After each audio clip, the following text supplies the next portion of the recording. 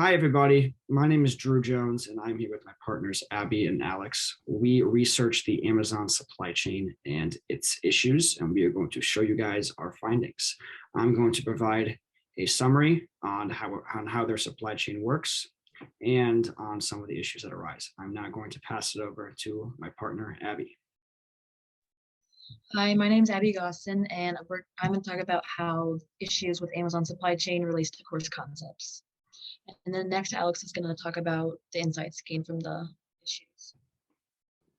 Hi, I'm Alex Richter, and I will be discussing insights that we can leverage from this course about the Amazon project, and then I will hand it back to Drew to introduce things. Alrighty, guys, I will get started. So, everybody knows Amazon. Amazon is one of the most efficient supply chains in the world. It's operated almost entirely internally, besides shipping in some areas. And everybody thinks it's pretty efficient. And their strategy to supply chain is controlling the entire supply chain of goods, from procurement all the way to customer delivery. Amazon's logistics and shipping infrastructure includes 300 fulfillment centers, 300 delivery stations, 80 sortation centers, and 12 food retail centers worldwide. Amazon's supply chain management process is relatively uncomplicated despite its vast scale. However, when the supply chain is operated entirely internally, issues can arise. As Amazon's supply chain scale is so immense, it is possible for a product that a customer ordered to get lost in the vast pool of goods that are dealt with on a daily basis. If an item is lost in their system, Amazon will indeed reimburse sellers for the lost revenue and customers who have bought the item. But sellers who are reimbursed are rarely reimbursed for the whole amount, leading sellers to pull their products, which therefore Amazon will try to allocate to substitute products. Amazon's supply chain is no stranger to bottlenecks within. Their bottlenecks are caused due to manufacturing delays, shipping costs, port and transportation delays, and storage and fulfillment constraints. A challenge for their supply chain is ensuring their supply is accurate and sufficient for their demands as well as their customers' demands. Yearly, Amazon addresses their supply and demand problems by stocking up on more and more inventory every year to address the busiest time of year with the largest order volumes, which are the holiday season and their Prime Day, which usually falls sometime in June.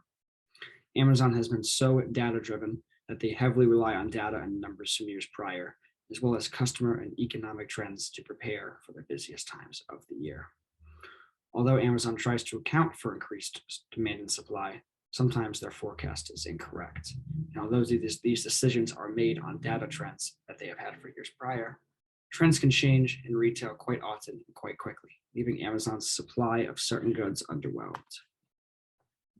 Going off of trends, sellers may find their views of trends different from Amazon's. Amazon, as opposed to sellers that go through their platform, decides what is included in their Prime program and what is not. Now, it is the norm for most of the items that Amazon processes to be included in Prime.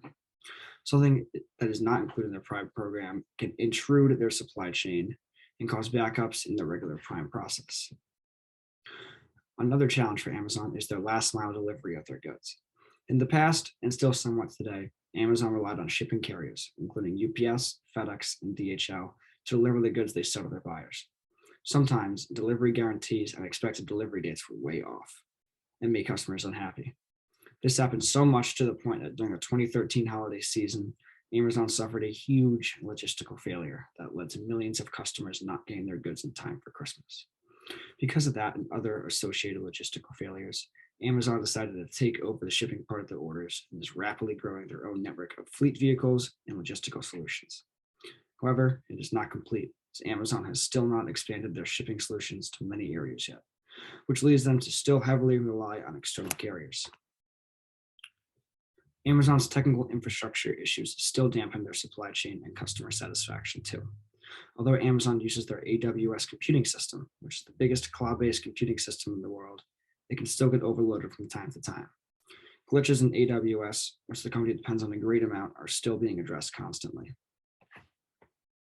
These issues are all compounded by current labor shortages.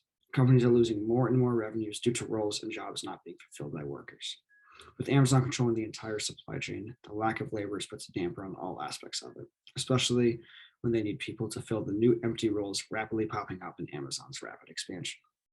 On top of Amazon needing workers, the amount of money they need to pay out potential employees to bring them back into work is too costly. And for employees that Amazon does hire, they don't stay for long, as Business Insider found that hourly employees had a turnover rate of 150%. And, quote, many of the over 350,000 workers Amazon hired from July to October stayed with the company just days or weeks, end quote. I'm now going to hand it over to Abby to talk about course concepts. Thanks, Drew. I'm going to be talking about how Amazon supply chain issue relates to this course and the concepts we've learned.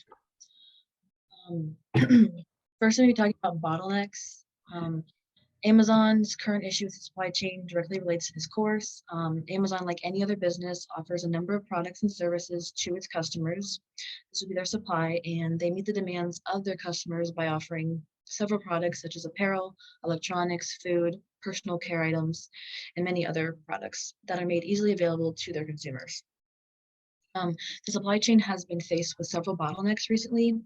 The demand for Amazon products has far exceeded their capabilities, and they can't produce and deliver their products to their consumers fast enough, and that has really created an issue. Some of the main causes of the bottlenecks have been labor and material shortage. This is in part due to the pandemic. They can't get enough workers and they don't have enough materials to supply their inventory. Another issue is labor and trucking costs, and labor and shipping are a big part of their supply chain, and they rely heavily on this to get their products to their customers. And another issue is inflation on raw materials, and without these raw materials, they can't get the products and they can't get them delivered to their customers. The bottlenecks have led to waste in the production process, creating an inefficient operation. Next, I'm going to be talking about how the supply chain management of Amazon. Amazon supply chain consists of a large network, and they distribute their inventory to the consumers. The supply chain begins with manufacturers who design the products and the suppliers who Amazon purchases them from. And then they go on to warehouses where they're stored, and they call these fulfillment centers. And there they wait to be delivered to the consumers. So they do this by two ways. The first is fulfillment by Amazon. So this is essentially third-party sellers. They will list their products on Amazon's website, and Amazon is responsible for pricing, shipping, holding costs, all that, and getting the products delivered to the customers. And the next would be fulfillment by merchant, and the third-party sellers are still listing their products on Amazon's website, but they're responsible for pricing and the shipping and storing costs. And then Amazon is an online retailer, so they merchandise their goods via their website. And then the final kind of link in the supply chain would be distribution and delivery, and they offer a wide variety of delivery options. Next, Alex is going to be talking about the insights we can gain from Amazon supply chain issue. Thanks, Abby. There have been several topics throughout our course that could be applied to Amazon supply chain management issues. And the first one we will look at is from chapter 10, inventory management. And inventory management could help Amazon in a number of ways. The first one being that they could implement a better product moving strategy, which is a strategy to help Amazon keep outputs consistent over varying demand. And this would be very important during, as previously mentioned, their seasonality, as they notice huge increases in sales during the holiday season along with their Prime days. Along with this, another topic that we've covered from the inventory section would be creating an effective batching process.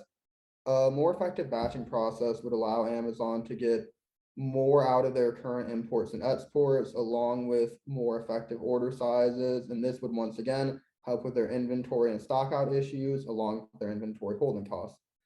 And along with these improvements, there are also several that we can find in chapter 11 of supply chain management.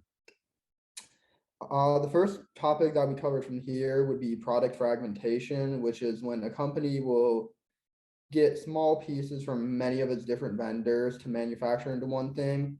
And this could be of a huge benefit to Amazon, as they already own almost all their supply chain. It would be very easy for them to move product fragmentation around for the season to produce more of what they need, which could help avoid stockouts and holding inventory that isn't going to sell for the foreseeable future. Along with this, one last thing Amazon could do would be to make better tactical decisions, which are smarter short-term choices involving inventory, which this could help with reduced lead time as it might affect transportation, and it also would help keep their inventory holding costs down as they're not keeping so many products that'll just stick through season after season. And then I'll leave it to Drew for a conclusion. So I want to thank Abby and Alex as well for that. And as you can see with our findings, Amazon supply chain is an absolute game changer. It's truly immense. The scale is amazing, but no supply chain is perfect. And I just wanted to give you guys a big thank you for tuning in. Thank you.